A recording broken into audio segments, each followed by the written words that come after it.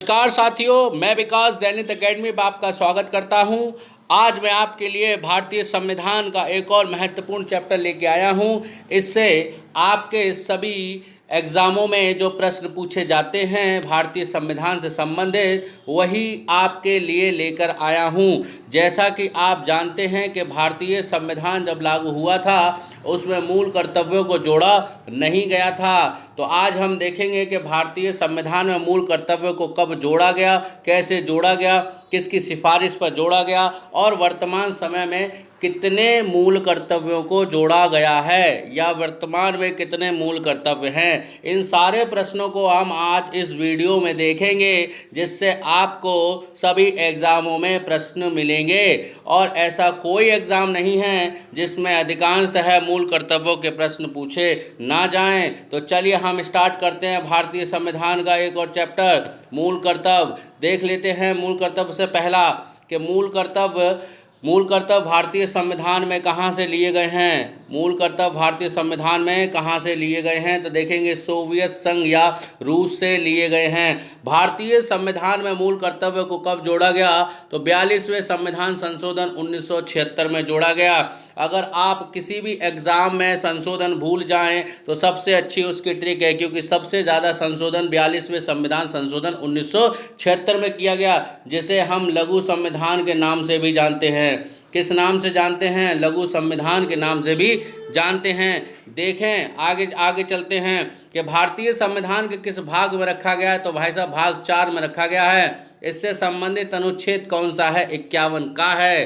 कौन सा अनुच्छेद है? 51 का है। भारतीय संविधान में इसको किसकी सिफारिश पर जोड़ा गया, तो सरदार स्वर्ण सिंह की सिफारिश पर इसे जोड़ा गया। जब सरदार स्वर्ण सिंह की सिफारिश पर इसे जोड़ा गया तो उसकी सिफारिश के आधार पर इस समिति ने 8 मूल कर्तव्यों को बताया कि भारतीय संविधान में एक ऐसा भाग होना चाहिए कि प्रत्येक भारतीय के लिए उसका एक नैतिक कर्तव्य होना चाहिए, जिससे कि वह भारतीय संविधान तथा उससे संबंधित आंकड़ों की और उससे संबंधित दिए गए आदर्शों का क्या कर सके, पालन कर सके।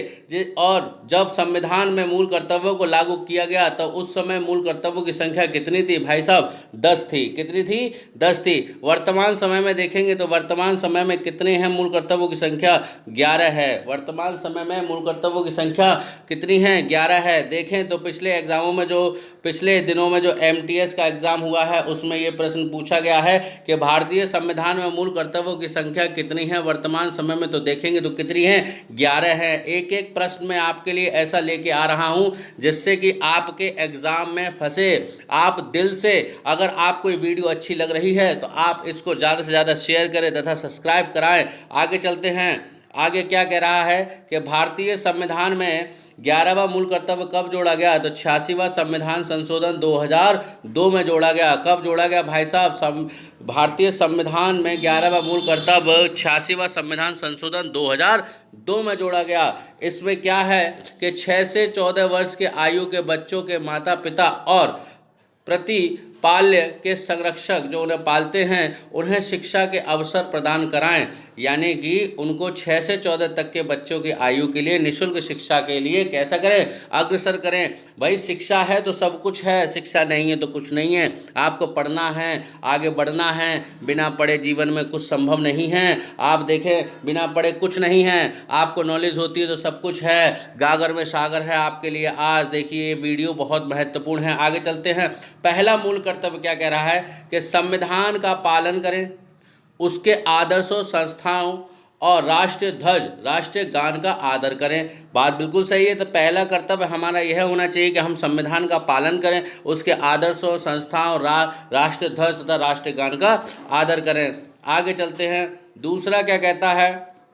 दूसरा कह रहा है स्वतंत्रता के लिए हमारे राष्ट्रीय आंदोलन को प्रेरित करने वाले उच्च आदर्शों को हृदय में संजोए रखें तथा उनका पालन करें। हमारे जो राष्ट्रीय आंदोलन के लिए जिन लोगों ने बलिदान दिया है हम उनका आदर करें और उनका सम्मान करें। तीसरा क्या कह रहा है कि भारत की प्रभुता, एकता, अखंडता की रक्षा करें और उसे बनाए रखें। ठीक है, अगला चलते हैं। चौथा क्या कह रहा है? बहुत सुंदर। देश की रक्षा करें, आह्वान किए जाने पर राष्ट्र की सेवा करें। यानी कि हम अगर देश की रक्षा नहीं करेंगे तो भाई हमारे देश पे क्या ऐसा हो सकता है, खतरा हो सकता है। तो वही हमारा नैतिक कर्तव्य है कि हम देश की रक्षा करें, और कोई भी गतिविधि देश के खिलाफ होती है तो उसे सरकार के लिए आदेश सरकार के लिए बताएं कि हाँ ऐसी गतिविधियां हो रही हैं, और आह्वान करने पर हम देश की रक्षा के लिए तत्पर खड़े रहें। आगे चलते हैं। पांचवा कर्तव्य क्या है? भारत के सभी लोगों को समरसता भ्रातृत्व की भावना का विकास करें, जो धर्म, भाषा, क्षेत्र, वर्ग आधारित सभी भेदभाव से परे हों। यानी किसी भी प्रकार का भेदभाव ना हो। जैसे संविधान लागू होने से पहले हुआ करता था, वैसे किसी भी प्रकार का देश में कोई भी व्यक्ति एक दूसरे से घृणा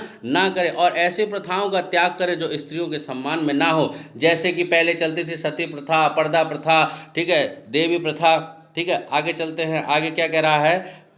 छठा, हमारी सामरिक संस्कृति की गौरवशाली परंपरा का महत्व समझें। ठीक, आगे चलते हैं। सातवां कर्तव्य क्या है हमारा? प्राकृतिक पर्यावरण, जिसके अंतर्गत वन, झील, नदी और वन्य जीव रक्षा करें। यानी इनकी सबको हमको क्या करनी है? रक्षा करनी है। उसका संवर्धन करें, प्राणी मात्र प्रति दया भाव रखें। यानी कि किसी की हत्या ना करें, उनको सुरक्षित रखने का प्रयास करें। भाई उनके भी घर होते हैं, उनके भी बच्चे होते हैं, उनकी भी भावनाएं होती हैं। तो हमारा नैतिक कर्तव्य है कि हम किसी जानवर को ना मारें। अगला कहता है कि वैज्ञानिक दृष्टिकोण, मानववाद और ज्ञानार्जन तथा सुधार की भावना करें। भाई साहब कैसा है? वैज्ञानिक दृष्टिकोण से हम और तथा मानववाद और ज्ञान अर्जन तथा सुधार की भावना का विकास करें। भाई साहब वैज्ञानिकरण होगा तभी तो हमारा देश आगे बढ़ेगा। नई नई टेक्नोलॉजी आएगी। आपने देखा कि पहले कीपैड के फ़ोन आते थे, अब टच स्क्रीन के फ़ोन आने हैं,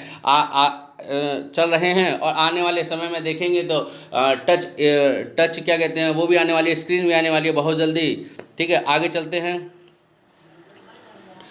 आगे हमारा नवा कर्तव्य क्या है? सार्वजनिक संपत्ति को सुरक्षित रखें, हिंसा से दूर रहें। जो आंदोलनकारी होते हैं वह बसों को, सरकारी बसों को, ट्रेनों को और राष्ट्र की संपत्ति को नुकसान पहुंचाते हैं, तो ऐसा कतई नहीं करें, क्योंकि हमारे ही पैसे से वह चीज़ बनी है और हम उसी चीज़ को ही जला रहे हैं। आंदोलन के भी कई तरीके होते हैं, अच्छे अच्छे तरीके अपनाएं जिससे कि किसी को नुकसान ना हो और देश की किसी भी संपत्ति को नुकसान ना हो। आगे चलते हैं। 10वां कर्तव्य क्या कह रहा है? व्यक्तिगत सामूहिक गतिविधियों के सभी क्षेत्रों में उत्कर्ष की ओर बढ़ाने सतत प्रयास करें, जिससे राष्ट्र निरंतर बढ़ते हुए उपलब्धि की नई ऊंचाइयों को छुए। यानी कि हमको व्यक्तित्व की भावना को रखते हुए और सामूहिक गतिविधियों को ऐसे क्षेत्रों में उत्कर्ष की ओर बढ़ानी है जिससे कि देश हमारा आगे बढ़ सके। आप देखें कि मैंने आपको 10 कर्तव्य यहाँ पढ़ाए, और यहाँ सबसे ज़्यादा तो प्रश्न पूछे जाते हैं, ये इस वाले थ्योरम से सबसे ज़्यादा प्रश्न पूछे जाते हैं। आप देखें तो प्रश्न कैसे बनेंगे। आपसे पूछा कि भारतीय संविधान में मूल कर्तव्यों को कब जोड़ा गया, तो आंसर होगा 42वें संविधान संशोधन 1976 में। दूसरा प्रश्न बनता है कि भारतीय संविधान में मूल कर्तव्य कहाँ से लिए गए, तो रूस से लिए गए। जापान के बाद भारत दूसरा ऐसा देश है जिसने मूल कर्तव्यों को निर्धारित किया है, यानी अपने देश में लागू किया है। आगे चलते हैं। किसकी सिफारिश पर जोड़ा गया? ये बहुत ज़्यादा पूछने जाने वाला प्रश्न है कि सरदार स्वर्ण सिंह की सिफारिश पर पूछा गया। अगला है, जैसे हमने कहा कि अंतिम मूल कर्तव्य कौन सा है, तो देखेंगे तो 11वां मूल कर्तव्य है। कब जोड़ा गया? 86वां संविधान संशोधन 2002 में जोड़ा गया। शिक्षा के लिए अनुच्छेद 21 में भी इसी 86वां संविधान संशोधन 2002 में जोड़ा गया। देखेंगे आर्टिकल 45, उसमें भी इसमें संशोधित किया गया। तो देखें आप, यह आर्टिकल कितना इंपोर्टेंट है। संशोधन 86वां संविधान संशोधन, टैट हो, सी टैट हो, वीडियो हो और लेखपाल हो, एसएससी की कोई भी परीक्षा हो जिसमें सबसे ज़्यादा प्रश्न मूल कर्तव्य तथा 21A तथा आर्टिकल 45 पूछा जाता है। आपने देखा होगा सातवां कर्तव्य किससे संबंधित है? पर्यावरण संरक्षण से संबंधित है। पूछा भी जाता है कि हमारे नैतिक कर्तव्य पर्यावरण से संबंधित किस अनुच्छेद से संबंधित है, लेकिन बहुत से बच्चे 48 का लगाए आते हैं। 48 का और आपका 51 का में अंतर है। 48 का राज्य के नीति निर्देशक तत्वों के आधार पर पर्यावरण संरक्षण के लिए अधिनियम देता है, और 51 का आपका नैतिक कर्तव्य देता है। जैसे राज्य के नीति निर्देशक तत्व हैं, वैसे ही आपके नैतिक कर्तव्य हैं, मूल कर्तव्य हैं। आप इनका पालन करें या ना करें, प्रतिपालन करें या ना करें, लेकिन न्यायालय में यह परिवर्तनीय नहीं है। इनके लिए कोई बाध्य न्याय प्रणाली नहीं है।